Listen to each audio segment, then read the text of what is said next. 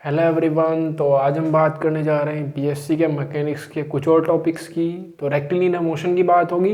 Rectilinear motion में equation of motion निकालेंगे किसी पार्टिकल के लिए, और free fall of a body. जब किसी बॉडी को हम अर्थ पर फेंकते हैं तो फ्री फॉल होता है, तो वो भी आज हम पढ़ने जा रहे हैं। तो पहले हेडिंग हम बनाएंगे रेक्टिलिनियर मोशन। तो आज हम पहले पढ़ेंगे रेक्टिलिनियर मोशन। ये हमारा एक बेसिक सा टॉपिक है, हमने 11वीं क्लास में भी कर लिया था इसको, ठीक है। लेकिन बीएससी के सिलेबस में भी है ये, ठीक है। यूपी की यूनिवर्सिटी में बहुत ज़्यादा पूछा गया है, तो उस हिसाब से हम इसको कर लेंगे तैयार, ठीक है। तो रेक्टिलिनियर मोशन हमें पता है सिंपल होता है। कोई भी पार्टिकल हमारा स्ट्रेट लाइन में चल रहा होता है विद टाइम, ठीक है। टाइम के रिस्पेक्ट में तो चलते ही है, मोशन तभी होता है जब हम चल रहे हैं विद रिस्पेक्ट टू टाइम। तो कोई भी पार्टिकल मेरा स्ट्रेट लाइन में क्या कर रहा है, मूव हो रहा है विद टाइम, तो उसका जो मोशन होगा हमारा रेक्टिलिनियर मोशन होगा। बहुत सारे एग्जाम्पल हैं, हम स्ट्रेट लाइन में चलते हैं तो वो भी रेक्टिलिनियर मोशन है, ठीक है। या फिर लीनियर मोशन भी कहते हैं उसको हम। कोई कार चल रही है तो वो भी रेक्टिलिनियर मोशन है। और रेलवे ट्रैक पर हमारी कोई ट्रेन दौड़ रही है स्ट्रेट लाइन में विद टाइम के रेस्पेक्ट में, तो वो भी हमारा क्या है, रेक्टिलिनियर मोशन है। तो उसकी जो डेफिनेशन होगी हमारी वो ऐसे होगी, आप लिखेंगे when a particle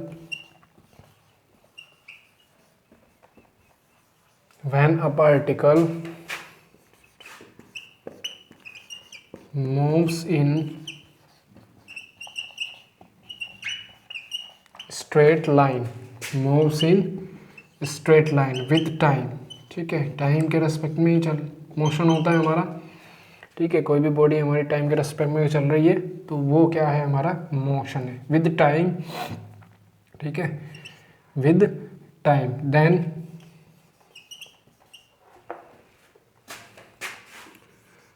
its motion is said to be rectilinear motion, ठीक है जी।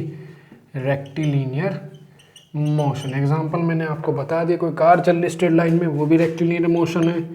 हम चलते हैं, ठीक है, तो वो भी हमारा क्या है, रेक्टिलिनियर मोशन है। किसी ट्रेन के ट्रैक पर स्ट्रेट लाइन में कोई ट्रेन चलती है तो वो भी हमारा क्या है, उसका रेक्टिलिनियर मोशन है, ठीक है। जब तक कि वो कर्व पाथ में ना मुड़े, ठीक है, वो आपका सर्कुलर मोशन हो जाता है अगर कर्व में घूम रहा है कोई चीज़, पार्टिकल हमारा, ठीक है। तो ये हो गया हमारी रेक्टिलिनियर मोशन की डेफिनेशन। उसके बाद इसके ऊपर हम निकालेंगे अब इक्वेशन ऑफ मोशन। तो पॉज करके नोट करेंगे। नोट कर लिया, ठीक है। तो उसको मैं फिर कर देता हूँ। तो उसके बाद हमारी क्या आ जाती है, इक्वेशन ऑफ मोशन आ जाती है, ठीक है। 11वीं क्लास में हमने ये टॉपिक किए हुए हैं। उसके बाद है हमारी जो बेसिक सा टॉपिक है, हेडिंग बनेगी हमारी यहाँ पे इक्वेशन ऑफ मोशन, ठीक है। तो इक्वेशन ऑफ मोशन में क्या होगा हमारा, कोई भी पार्टिकल है मेरा, ठीक है, ये मूव हो रहा है, ठीक है। तो ओरिजिन x इक्वल्स टू 0 या फिर टाइम t इक्वल्स टू 0 पे इसकी वेलोसिटी हमारी u होगी, ठीक है। और इसके पास क्या होगा, एक एक्सेलरेशन होगा, यानी कि एक एक्सेलरेशन से ये क्या है, मूव है। तो इसकी time t equals to g t पे, टाइम इक्वल्स टू टी पे हमारी क्या हो जाएगी, वेलोसिटी v हो जाएगी, ठीक है। थोड़ा सा थ्योरेटिकल पोर्शन है 2 लाइन का, उसके बाद हमारी इक्वेशन ऑफ मोशन हमें मिल जाएगी। तो इस डायग्राम से ही लिख लेंगे, बेसिकली थोड़ा सा बेसिक ही है। तो इसमें लिखेंगे a particle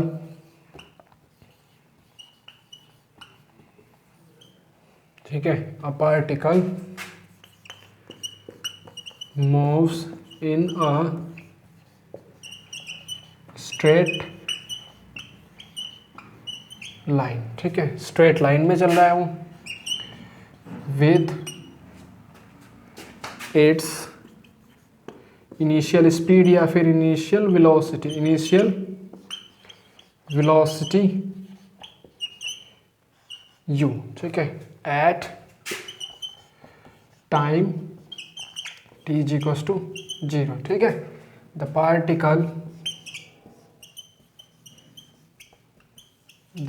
particle moves with a acceleration, acceleration, ठीक है, एक्सेलरेशन, देन इट्स फाइनल, ठीक है, then its final velocity will be v, ठीक है। तो इसके पास एक एक्सेलरेशन है, तो एक्सेलरेशन की डेफिनेशन से हम आगे इसमें काम करेंगे। तो 10 करके लिख लेंगे, 10 acceleration is equals to dv by dt हो जाएगा हमारा। एक्सेलरेशन कितना हो जाएगा हमारा, dv बाई dt हो जाएगा। dt की मल्टीप्लाई यहाँ पे कर लेंगे तो a dt is equals to dv हमारा बन गया, ठीक है। अब मेरे पास टाइम t की लिमिट्स है, 0 से t चल रहे हैं हम, ठीक है। उसके बाद वेलोसिटी की स्पीड है u से v जा रही है, इनिशियल और वो फाइनल, ठीक है। तो उसमें हम लिख लेंगे, अब लिमिट्स है मेरे पास, when t is equals to 0, तो देन वेलोसिटी इनिशियल है u, ठीक है, when t is equals to t, ठीक है, t is equals to t है, तो वेलोसिटी कितनी हो जाएगी हमारी यहाँ पे, v हो जाएगी, ठीक है। तो इस इक्वेशन को हमें इंटीग्रेट करना है, चाहे वो लाइन लिख लेंगे, integrate this equation with these limits, ठीक है, या फिर अंडर दीज लिमिट्स, ठीक है। तो ये हो जाएगा हमारा, हमें डायरेक्ट लिख रहा है उसको, आप डायरेक्ट भी लिख सकते हैं, ठीक है। 100 करके लिख देंगे, 100 a का dt, टाइम हमारा कहाँ से कहाँ तक है, 0 से t है, ठीक है। ये हो जाएगा dv, u से v, इनिशियल से फाइनल हो जाएगा, ठीक है। तो यहाँ पे एक्सेलरेशन हमारा कांस्टेंट है, बाहर आ जाएगा, और t का हो जाएगा t, ठीक है। तो इसको सॉल्व कर लेंगे, लिमिट डायरेक्ट डाल लेंगे, क्योंकि अब बीएससी का काम हो गया हमारा, तो बेसिक नहीं है, ठीक है, ज़्यादा बड़ा काम नहीं है। तो ये हो जाएगा हमारा, डायरेक्ट लिख रहे हैं 80, ठीक है। यहाँ पे dx का x होता है, यानी कि dv का हमारा कितना हो जाएगा, v हो जाएगा, ठीक है। इसको रख कर दिखा देंगे, u से v, तो v माइनस u हो जाएगा ये 80, पहले अपर लिमिट डालेंगे फिर लोअर लिमिट डालेंगे, ठीक है, बेसिक सी चीज़ है, ठीक है। तो ये हो जाएगा u प्लस में इसके साथ में u प्लस 80, ये हमारी पहली इक्वेशन ऑफ मोशन आ गई, ठीक है। सिंपल है, थ्योरेटिकल पोर्शन ज़्यादा नहीं है, सिर्फ कैलकुलेशन है, और हमने इसको 11th में भी किया हुआ है। t इक्वल्स टू 0 से चल रहे थे t, वही चीज़ें मैंने पहले थ्योरी में लिख दी। एक्सेलरेशन की डेफिनेशन ये होती है, तो लिमिट्स है मेरे पास, उनके मैंने इसको इंटीग्रल कर दिया, u से v का dv, यहाँ पे a कोशेंट है हमारा, t आ गया, ठीक है, इज इक्वल्स टू v से u कर रहे हैं, तो v माइनस u, पहले upper limit minus lower limit, तो हमें इक्वेशन ऑफ मोशन मिल गई। उसके बाद इसको पॉज करके नोट करेंगे, पहली मिल गई है, बाकी दो निकाल रहे हैं अभी, ठीक है। पॉज करके नोट कर लिया, ठीक है जी। नोट्स अपने आप बनाएंगे, एज इट इज एग्जाम में लिखना है, ठीक है। बाकी आप भी पेज पे नोट्स मिलते रहेंगे, ठीक है। चलिए जी, आगे चलते हैं, ठीक है। पहली ये मिल गई है हमें, तो उसको लिख के रखेंगे अभी। चलिए जी, अब हमें पता है जो पार्टिकल है हमारे पास, उसके पास क्या है, कोई वेलोसिटी है, ठीक है। वेलोसिटी को v से डिनोट करते हैं, और वो होता है आपका रेट चेंज ऑफ डिस्प्लेसमेंट, ठीक है।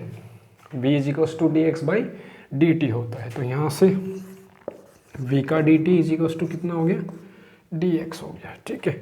अब यहाँ से फर्स्ट इसको मान लेंगे हम, ये जो हमने बनाई थी इक्वेशन पहली, तो फ्रॉम फर्स्ट से हम क्या कर देंगे, v का वैल्यू इसमें रख देंगे, u प्लस at का dt हो गया, ये इज इक्वल्स टू dx हो गया, ठीक है। अब जो पार्टिकल है हमारा ये था, ठीक है। यहाँ पे time t is equals to 0 पे जो डिस्टेंस होगा उसका 0 ही होगा, time t is equals to पे कुछ डिस्टेंस चलेगा, उसको हम क्या मान लेते हैं, s मान लेते हैं, ठीक है। तो यहाँ पे हम लिखेंगे, लिमिट्स आ गई मेरे पास, time t is equals to 0, तो डिस्टेंस कितनी चली उसने,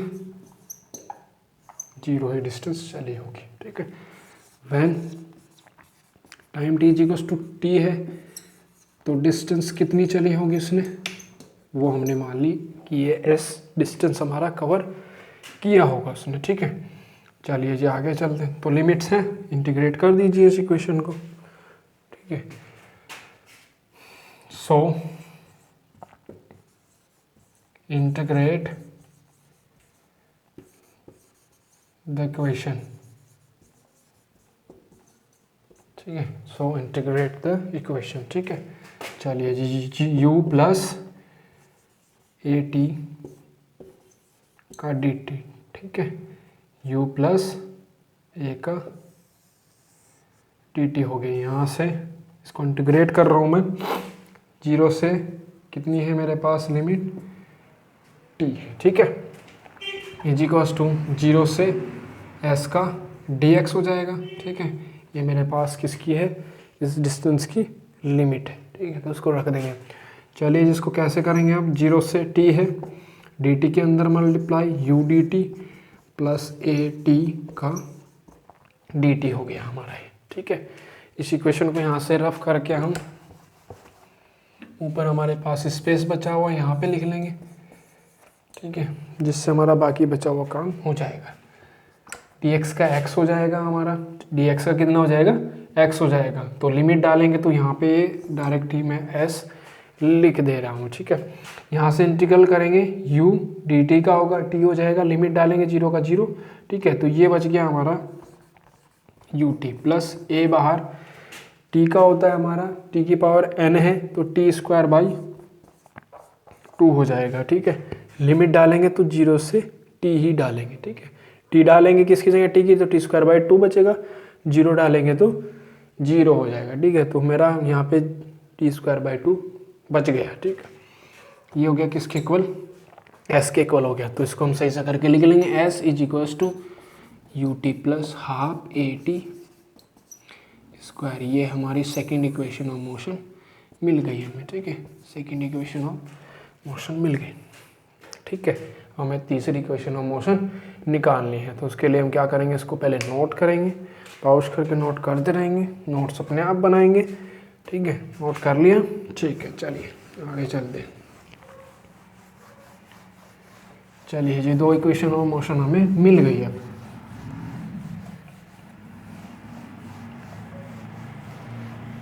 ठीक है, चलिए जी, ये इक्वेशन हमारी फर्स्ट थी। तो थर्ड इक्वेशन निकालने के लिए ज़्यादा कुछ नहीं करना है, फंडा सा लगाना है, स्क्वायरिंग इक्वेशन फर्स्ट, ठीक है। स्क्वायर कर दीजिए उसका इक्वेशन फर्स्ट का, v square u plus a t का होल स्क्वायर, ठीक है। ए प्लस बी का होल स्क्वायर हमने खोलना आता है, u square plus a square t square plus 2a u t, ठीक है जी। तो इसमें से, इस वाले में से, पोर्शन में से हम 2a कॉमन बना लेंगे, ठीक है। तो यानी कि इसको पहले ऐसे करके लिख लेंगे, you square plus 2a u t plus a square t square. इसको आगे पीछे करके मैंने लिख लिया, ठीक है। तो यहाँ से 2a कॉमन बनाएंगे तो क्या होगा, v square u square plus 2a, अंदर बचेगा यू टी, 2a तो बाहर आ गया, ठीक है। इसमें है नहीं 2, तो 1/2 हो जाएगा हमारा, प्लस 1/2, एक a तो बाहर चला गया, ए टी स्क्वायर, ठीक है। इसको अब देखेंगे हम ध्यान से, you t plus half a t square क्या है हमारे इक्वेशन ऑफ सेकंड में, s है जी, ठीक है। ये वाली वैल्यू क्या है हमारी, s के इक्वल है, ठीक है। इसमें आसानी से हम लिख लेंगे फ्रॉम सेकेंड, ठीक है, या फिर using second, v square is equal to u square plus 2a, ठीक है। यू स्क्वायर 2a है, ये वाली वैल्यू हमारी कितनी हो गई, s हो गई, ठीक है। तो 2a s हो गया, ठीक है। ये हमारी इक्वेशन ऑफ मोशन थर्ड आ गई, थर्ड इक्वेशन ऑफ मोशन मुझे मिल गई, ठीक है। तो ये थी हमारी इक्वेशन ऑफ मोशन। पहले हमने रेक्टिलिनियर मोशन किया, उसके बाद इक्वेशन ऑफ मोशन की बात हो गई हमारी, ठीक है। तो इन इक्वेशन ऑफ मोशन को कर लेंगे, कोई भी प्रॉब्लम आती है, वैसे आएगी नहीं, पूछ लेंगे, कमेंट कर देंगे, ठीक है। तो उसके बाद है हमारा एक बेसिक सा टॉपिक है इसी में ही, ठीक है।